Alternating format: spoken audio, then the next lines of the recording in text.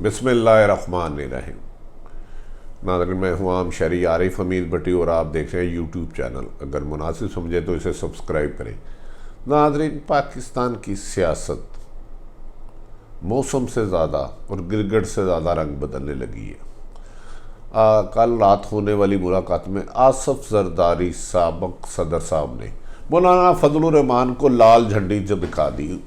उन्होंने कह दी कि इस्तीफे नहीं दूंगा, ये कहकर उन्होंने ट्रक की बत्ती के पीछे लगा दिया। जबकि बज़ाहिर ऐसा लग रहा है कि मौलाना फजलुर रहमान और मुस्लिम नून की क़यादत बंद गली में जा रही है, ऑप्शन ख़त्म होती जा रही है। जलसे जुलूसों का बेहतर नतीजा ना आने की वजह से PDM मुश्किलात की तरफ जा रही है, जबकि इसके बरक्स हुकूमत अपनी कारकर्दगी बेहतर करने की बजाय महंगाई को काबू और करप्शन को कम करने की बजाय इंतकामी कार्रवाइयों की तरफ फोकस कर रही है। ताहम आने वाले 3 महीने यकीनन किसी भी ख़त्मी नतीजे की तरफ ले जाएंगे। दूसरी तरफ पाकिस्तान पाक फ़ौज ने 6 मेजर जनरलों को लेफ्टिनेंट जनरल के ओहदों पर तरक्की कर दी गई है। कहा जा रहा है कि इन्हें अहम जिम्मेदारियां सौंपी जाएंगी और इनकी तैनातियों में भारत दहशत गर्दी और भारतीय हमले के पेश नज़र ये तैनातियाँ अहम तरीन पाकिस्तान के लिए होंगी।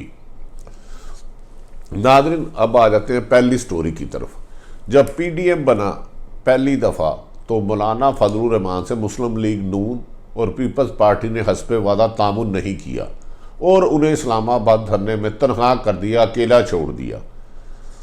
चंद दिन वो जज्बाती तकरीरें करने के बाद एक ख़ास यकीन दहानी पर, जो कि पूरी नहीं हुई, वापस चले गए। उसके बाद नवाज शरीफ जैसे ही मुल्क से बाहर गए तो उनके तेवर बदल गए। कहा जाता है उन्हें ताकतों को मैं कम ब्रैकेट में कर रहा हूँ। कहा कि आप खुल के खेलें, देखी जाएगी, आप हुकूमत पर हमलावर कर दें। जिस पर APC बनाई गई और उन्होंने अदारों पर खुलकर हमले किए और नाम लेकर पहली दफ़ा हमले किए। इस हमले से यकीनन अदारे में तशवीश की लहर दौड़ी और बल्कि अवाम भी ज़ेर बहस ये मौजू आता रहा। खैर, इसके बाद PDM के जलसे जुलूसों का एक शेड्यूल तैयार किया गया।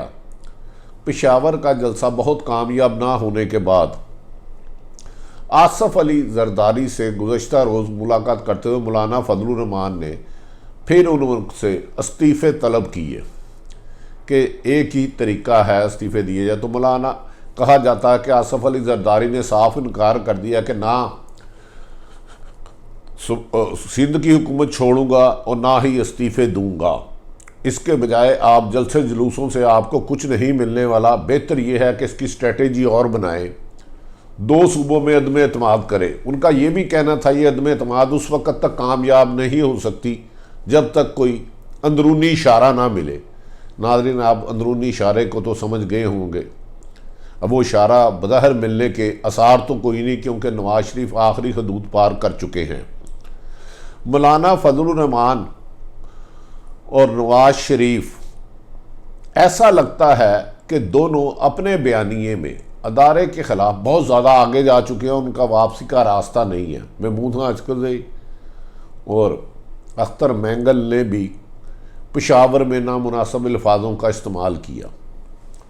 इससे कोई बहुत बड़ा नुकसान तो नहीं होगा, ताहम वो जो इल्ज़ामत लगा रहे हैं, ये गुफ्तगू भी आम होने लगी है, जो कि पाकिस्तान के लिए बेहतर नहीं। लिहाजा अपोजिशन जमातों को चाहिए कि इमरान खान के साथ इख्तलाफ राय रखें, पुरअमन एहतजाज करें, लेकिन अदारों के लिए ना करें, क्योंकि ये बात स्टेज से उतर कर गली मोहल्लों तक जा रही है, जो कि पाकिस्तान के लिए बेहतर नहीं। अदारे सिर्फ और सिर्फ पाकिस्तान के होते हैं, कोई भी अदारा हो, और पाकिस्तान की बेहतरी के लिए बनाए जाते हैं और पाकिस्तान की बेहतरी के लिए काम करते हैं।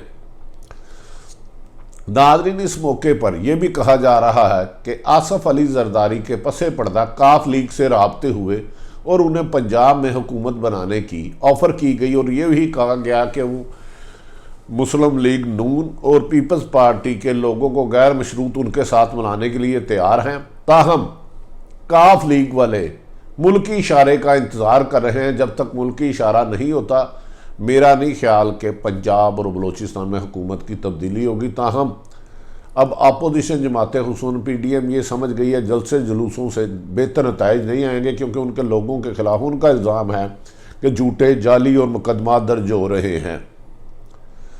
दूसरी तरफ अहम तरीन अदारे ने भी हुकूमत को मशवरा दिया है कि वो इंतकाम की बजाय अपनी कारकर्दगी बेहतर करे। उन्होंने कहा है कि अगर आप कारकर्दगी बेहतर नहीं करते तो याद रख लें आपका नुकसान होगा। अहम अदारे की तरफ से हुकूमत के लिए ये हदायत भी एक वार्निंग कही जा सकती है। लिहाजा अब हुकूमत को भी चाहिए, वज़ीर आज़म इमरान खान सबको, अपनी टीम को कहे कि बयानात की बजाय अपनी आवाम को किए हुए वादे और महंगाई पर कंट्रोल करे, अद्वियात और दीगर चीज़ों में कमी करे, लोगों की रोज़गार में इजाफा करे। आखिर इस कारकर्दगी के साथ हुकूमत का ज़्यादा सर्वाइवल भी मुश्किलात का शिकार होता जा रहा है और ये पाकिस्तान के अदारों के लिए भी सवाल खड़ा होता जा रहा है। हमें यकीन है कि हुकूमत अब होश के नाखून लेते हुए अपोजिशन को एहतजाज करने दें। कभी भी अपोजिशन के एहतजाज जलसे जुलूसों से हुकूमतें नहीं जाती। ताहम अगर वो लॉन्ग मार्च करके धरना देते हैं तो मुल्क के लिए वो अहम होगा। उसमें भी देखना यह है कि मौलाना फजलुर रहमान कितने लोग लाते हैं, जबकि बाहर कहा जाता है कि नून लीग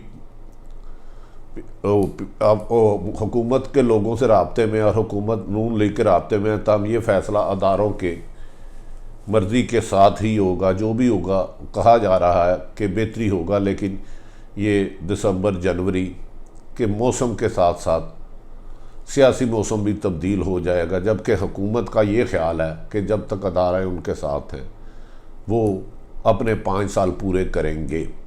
लेकिन अवाम की मुश्किलात पहले की निस्बत बहुत ज़्यादा होती जा रही हैं, जिसे आपने अब निकलना है। आवाम ने बाहर आना है। इकॉनमी ज़मीन बोझ हो गई है। इसीलिए अपोजिशन की तरफ से अदारों के साथ राब्ते भी अहम है। अगर ये राब्ते कामयाब हो जाते हैं तो किसी भी तब्दीली को आसार नज़र आने शुरू हो जाएंगे। बहरहाल आना तो बहुत मुश्किल है, क्योंकि अदारों के लिए नून लीग और PDM की तनकीद उन्हें दीवार से लगा चुकी है अपोजिशन को। नाज़रीन, एक तरफ तो हमने आपको सियासी सूरत हाल आपके सामने रख दी, हुकूमत और अपोजिशन की सिचुएशन। दूसरी तरफ पाकिस्तान में कोरोना में इजाफा ख़तरनाक हद तक जा रहा है। गो कि ये अभी जो पहली स्टेज में बहुत ज़्यादा गया था, जिसमें केसेस आ रहे थे, हलाकतें आ रही थी, उससे भी अल्लाह का शुक्र है बहुत कम है। लेकिन ऐसे मौके पर इस वक्त हुकूमत भी जल्दबाजी का शिकार लग रही है। यहाँ अपोजिशन को रोकने के लिए 6 बजे दुकानें बंद कर दी जाएँ, तजारती मराकज़ पर बंद ख़त्म करने की धमकियाँ दी जा रही हैं और कहा जा रहा है ज़िले इंतज़ामिया मनमानियाँ कर रही हैं। हुकूमत को चाहिए कोरोना से बचाव की एहतियाती तदाबीर मैक्सिमम करें। मुझे और आप सबको कोरोना से बचाव के लिए हर मुमकिन एहतियात करनी चाहिए। इसी में ही आपकी, मेरी और पाकिस्तान की सेहत है। लेकिन नाज़रीन, हुकूमत को यह भी सोचना होगा, जहां इकॉनमी की बुरी हाल है, एक वक्त का खाना मुमकिन नहीं रहा, यूटिलिटी बिल नहीं दिए जा रहे, ऐसे मौके पर लोगों को कोरोना से बचा के फाकों की तरफ ना लेके जाए। तजारती मराकज़, दुकानें, बाज़ारों को पे SOP पर अमल ज़रूर कराएं, लेकिन उनकी ज़िंदगी अजरन ना करें, भारी जुर्माने ना करें। याद रख लें, कोरोना से तो बचा जा सकता है, लेकिन भूख से जब किसी का बच्चा, किसी की माँ बहन मरती है तो एक घर नहीं पूरा ख़ानदान मर जाता है। तो हुक्मरान वक़्त की ज़िम्मेदारी है कि वो लोगों को रोज़गार दे, ज़रूरत अशिया की कीमतों में कमी करे, यूटिलिटी बिल में कमी करे। ये बेसिक ज़िम्मेदारी है। नाज़रीन, एक अहम तरीन और ख़बर आपको देते चलें। यह ख़बर इन हालात में कल कोर कमांडर कॉन्फ्रेंस हुई और भारत के लिए भी अहम पैगाम है। पाकिस्तान इस वक्त ना सिर्फ बैरूनी साजिशें और इसराइल के दबाव की बात गश्त है, ये गुफ्तगू भी इस्लामाबाद और अहम हलकों में हो रही है कि इसराइल के दबाव बढ़ता जा रहा है, इसको कैसे टैकल किया जाए। ऐसे मौके पर अहम अदारे में 6 मेजर जनरल को लेफ्टिनेंट जनरल के ओहदों पर तरक्की दे दी गई है। इनमें मेजर जनरल सलमान फयाज साहब शामिल हैं, सरफराज अली साहब शामिल हैं, अख्तर नवाज साहब शामिल हैं, सरदार हसन साहब शामिल हैं, अजहर हयात साहब शामिल हैं और मेजर जनरल आसफ गफूर को लेफ्टिनेंट जनरल ओहदे पर तरक्की दे दी गई है। मेजर जनरल आसफ जो मौजूदा है lieutenant general Asif Ghafoor DGISPR तवील अरसा रहे हैं। कहा जा रहा है कि इनको आने वाले दिनों में अहम जिम्मेदारी दी जाएगी। नाज़रीन, पाकिस्तान में इस वक्त भाईचारे मोहब्बत की ज़रूरत है। इसराइल को तस्लीम करने के लिए दबाव में कुछ हकीकतें नज़र आ रही हैं और ये बात डिस्कशन में आ रही है, ताहम अभी तक फ़ैसला यही है कि इसे तस्लीम नहीं किया जाएगा। नाज़रीन, अपने इर्द गिर्द रहने वालों की खुशियों का ख्याल रखें, पाकिस्तान के लिए बेहतर सोचें, बेहतर करें। हुकूमत अपोजिशन से तो नहीं गिरती, लेकिन इन्होंने अपनी कारकर्दगी बेहतर ना की और इंतकामी कार्रवाई की रविश को ख़त्म ना किया तो इनकी मुश्किलात भी अचानक सामने आ सकती हैं। अपने इर्द गिर्द रहने की खुशियों का ख्याल रखें। पाकिस्तान जिंदाबाद।